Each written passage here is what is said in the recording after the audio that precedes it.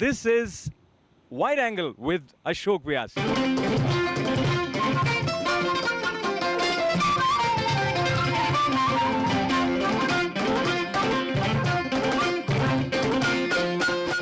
Namaskar, I'm Ashok Vyas. And it's indeed a pleasure to be in the presence of someone who is immersed in the clarity of life, of creation, and his presence stimulates creativity amongst others. That's what I've heard from his followers, who considers him as Siddha in human form.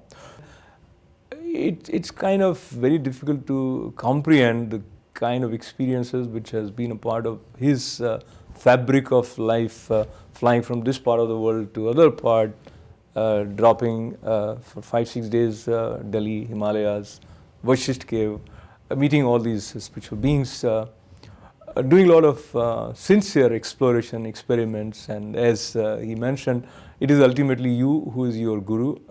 But once people, most of us, are lazy in even making full attempts, so we end up seeking curious questions. So someone asked him, and I read on one of the person from Italy probably, and he said, your eyes tells me that I have a vision of Shiva or something, and then say, are you Shiva? That was the question which was asked, and you said, yes, I am Shiva.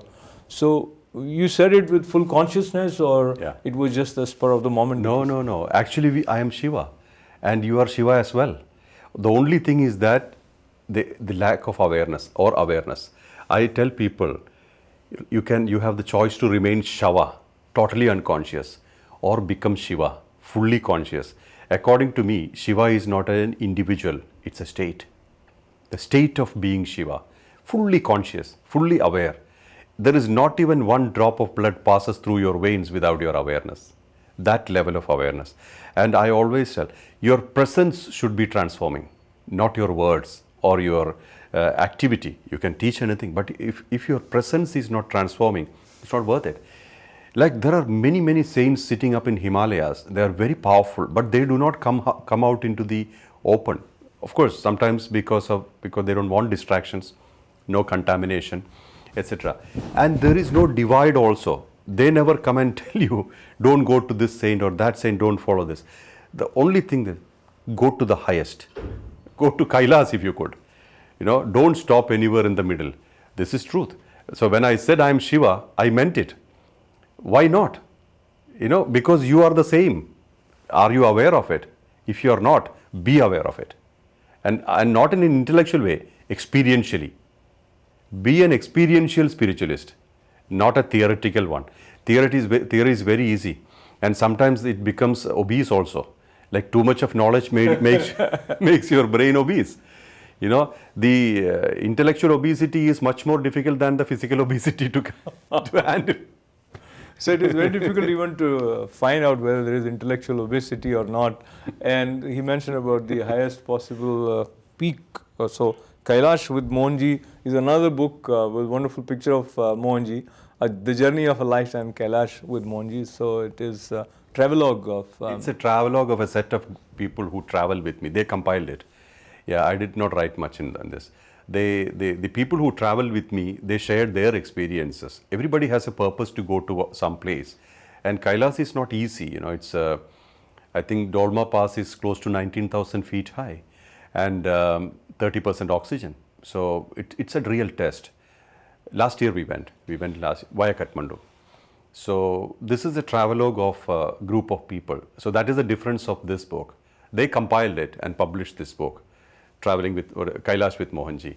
So, so there is another question, which is like a linking question to the other side of Mohanji's life. When I say other side, I'm just talking in terms of the graph of years. So this year, that year, that year. So there was a period in his life, as he shared with us, when he was meditating.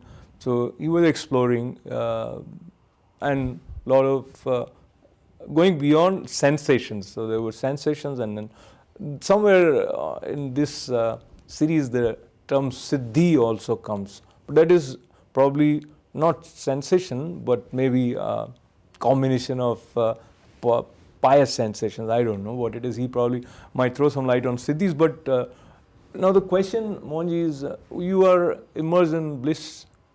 Then why come back, interact with people, let's say sitting here in New York talking to someone for a iStudio, or going back to various 100 countries you mentioned, meeting all these people. So in terms of your experience, while you are by yourself, not distracted by others, not bothered by their level of consciousness, their line of questioning, you chose this. Share with us this transition. Okay. Siddhis are spontaneous. Like when you become the CEO, all the associated perks comes to you. You don't have to negotiate. Just like that, when you evolve, siddhis happen. But the trap is, sometimes we get too fascinated with the siddhis. For example, a small thing, like I would like to know what Ashok is doing next hour after I leave from here. So I use my power to see what you're doing. I'm using my siddhi. This can become a trap of mine in the future. So it is important to completely ignore all the siddhis until you become one with God. This is what Patanjali also says. Whenever this happens, ignore it and move on. So in my communion with Babaji, Babaji said, that time things were happening. I could see so many things. So some siddhis were taking place. So Babaji said, this could be your trap of this life. I started ignoring everything from that time. Meditations I started teaching in 2008. And that time we first was in Dubai. And then it spread around the world by itself. I did not do anything specific for it.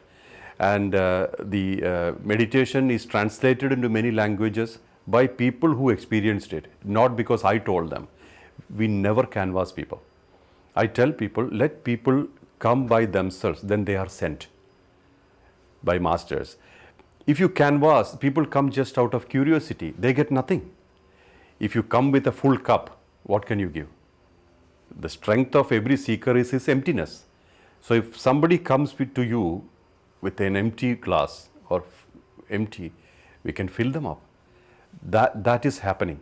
A lot of people are coming, genuine, and they want to take the next step and evolve. The path of Shiva, the path of Nath tradition, there is no ritual and there is not even a meditation. What meditation was Shirdi Sai Baba teaching? You know, everything the master delivers, provided the disciple is eligible and empty. Eligibility is emptiness. Keep the inner space clean. That's all you need to do. That is through thought, word, action, non-violence and selflessness. That keeps you clean. I only talk about two things, purity and faith. Keep the inner space pure through continuous observation, witnesshood, selfless action and non-violence in thought, word and action. Then the space is clean. Rest is the Guru's job. There is another thing which obstructs our growth, that we say ego.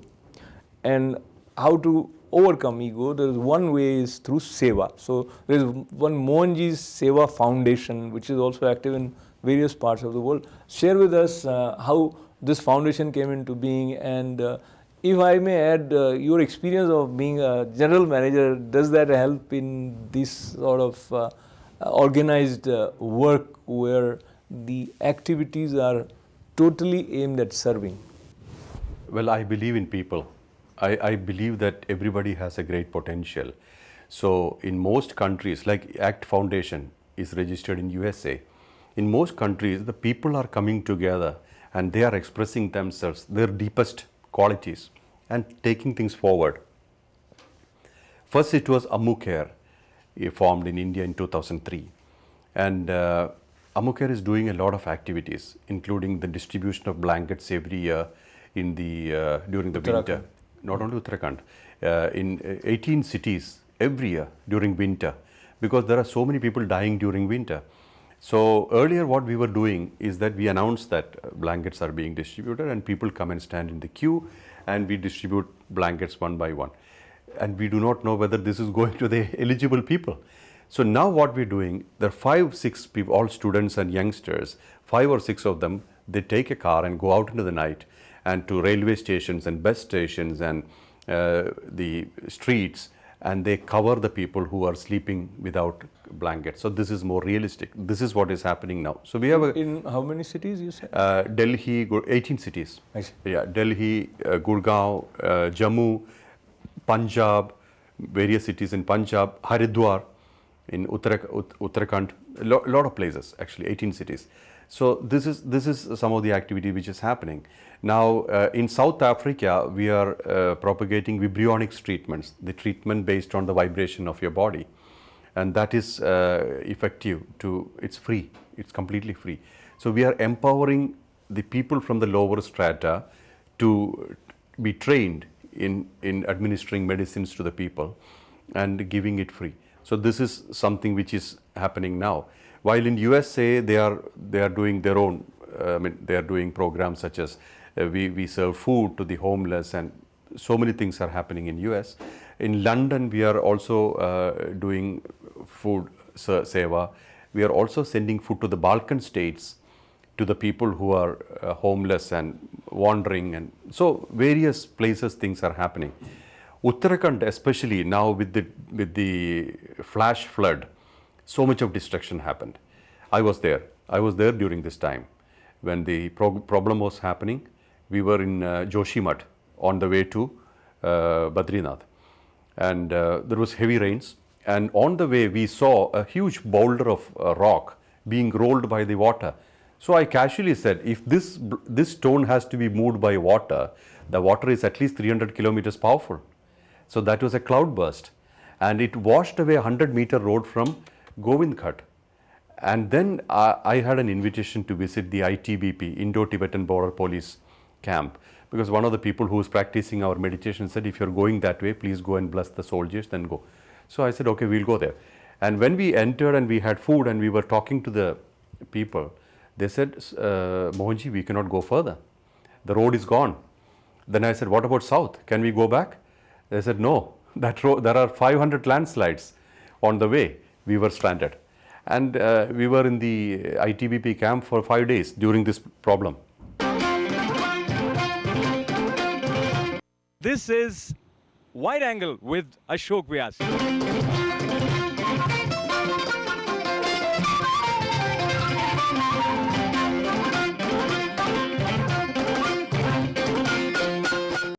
And what I found is that, of course, we didn't have sufficient money. We didn't carry so much of cash. But whatever money we had, we bought food and served food to the refugees. And so many people were coming in, rescued.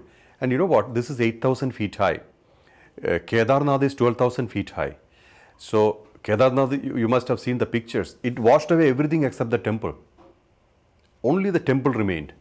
And I was curious to know how many people died, and nobody had a real statistics about it, and nobody knows because we don't keep a record of how many people are going to one place. Right. Definitely it is very, very, very big traffic.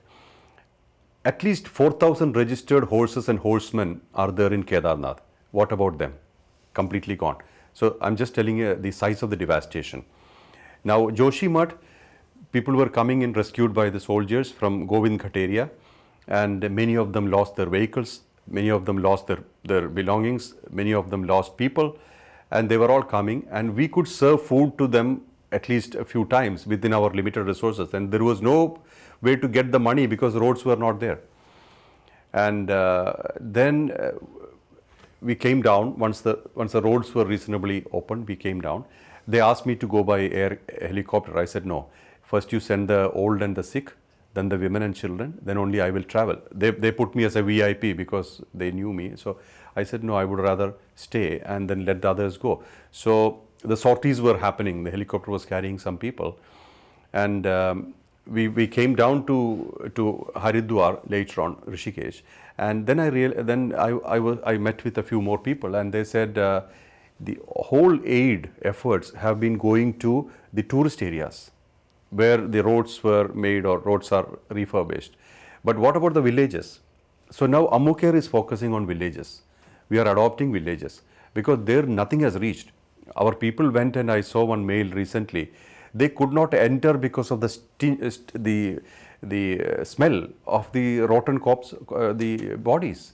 You know, there were nothing to clear it and all that. So this is what we are concentrating now. So we are focused on adopting villages, taking care of whatever necessities they are. 3 truckloads have gone from Delhi now, as far as I know, from the last time. So these boys and girls are doing a lot of work there. So, Mohanji Seva Foundation, and then references of Mukher. Mukher, and how all these service-oriented activities are happening, and so much vivid description of Uttarakhand, because he himself was there at Joshimath.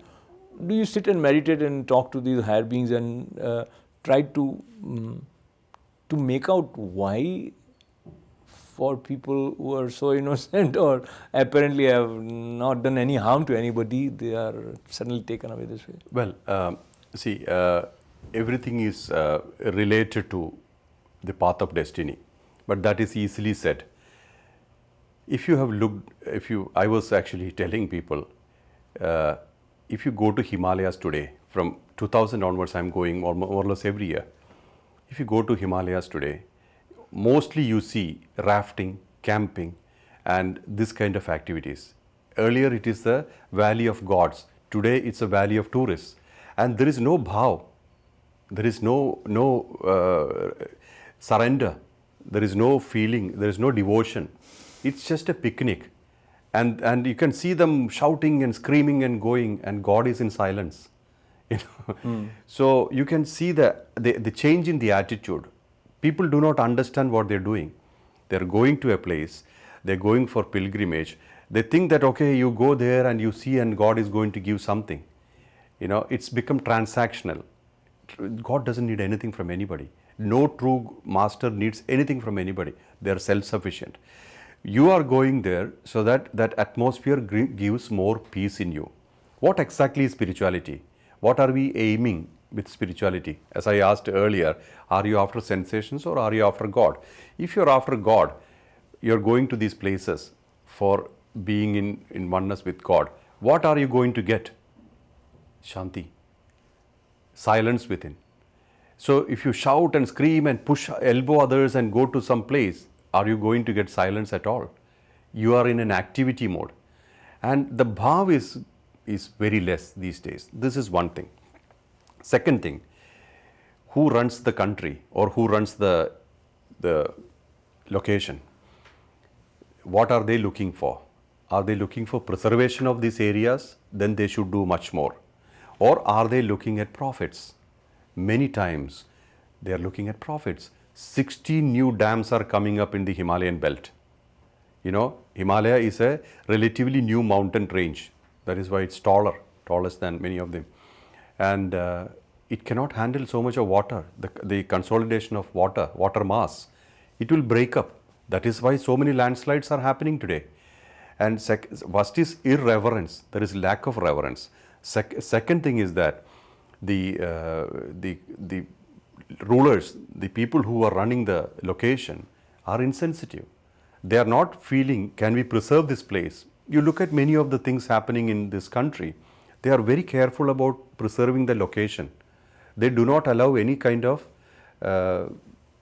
mishap or somebody coming and walking over it. They don't allow it. If you look at Himalayas, you can see the insensitiveness.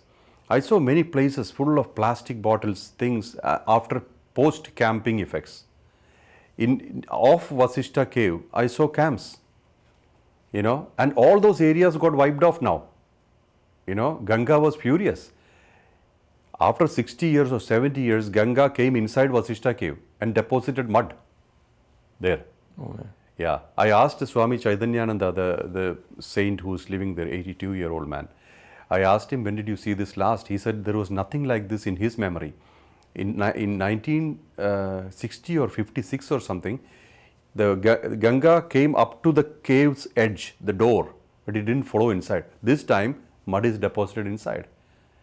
The room where we stayed this time, 7 foot of mud. So just imagine how much Ganga rose in 2 days. It destroyed the whole thing. So it's a nature fighting back. But so many people are collapsing in the bargain. My calculation is anywhere between 20 to 50,000 people would have died. We do not have statistics, so we do not know. Because we're talking about people going to pilgrimages or people reporting the missing. That is based on which this calculation is made. What about the villages and other places? So much is affected, so many things are affected. Those who have deep faith and deep surrender, they are rescued. Like we were going to Badrinath. We could have gone to Govindgad, where the most devastation happened.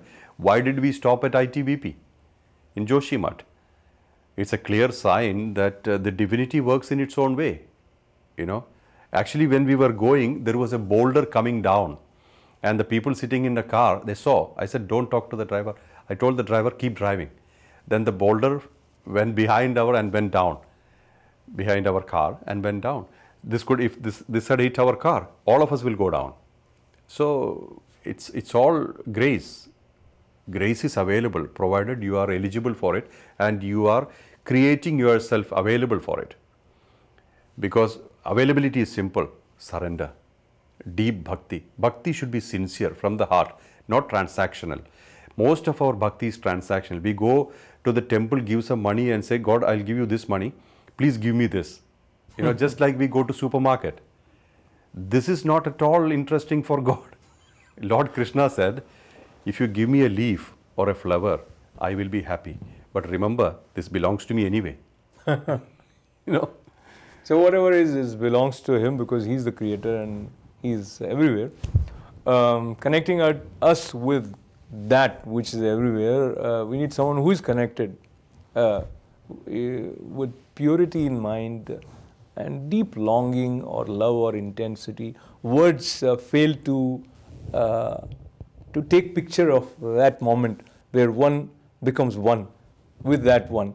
And that oneness, the way it is being manifested by Mohanji is amazing, and it is inspiring, and it has certain special touches to bring people who don't believe towards the side where they start believing in themselves. And as Mohanji mentioned again and again that your Guru is in you, am I right? And that would become available when you surrender. And as we conclude this conversation, I mentioned the presence of these wonderful books, The Power of Purity, and there is this Kailash with Mohanji, and there are a few more books as well as Mohanji.org has tons of valuable information, including certain guided meditations that can be downloaded. And before I let you go, the final question, we hear that japa is important, as well as there are some scriptures that may also help in streamlining your mind towards the right rhythm. Share something on that as we conclude. Well, in the time when we are, like, look at the time today. Like, if you look at now the pace of life that is happening today, look at our life 30 years ago or 20 years ago. We had more space and time. But now everything has become very fast. Before we realize it's morning, it's night. And the days are going, months are going, like that. In this kind of pace, sitting down and meditating is sometimes difficult. Unless, as I said, this becomes your inherent nature. As I said, manana becomes dhyana, then you're already in meditation.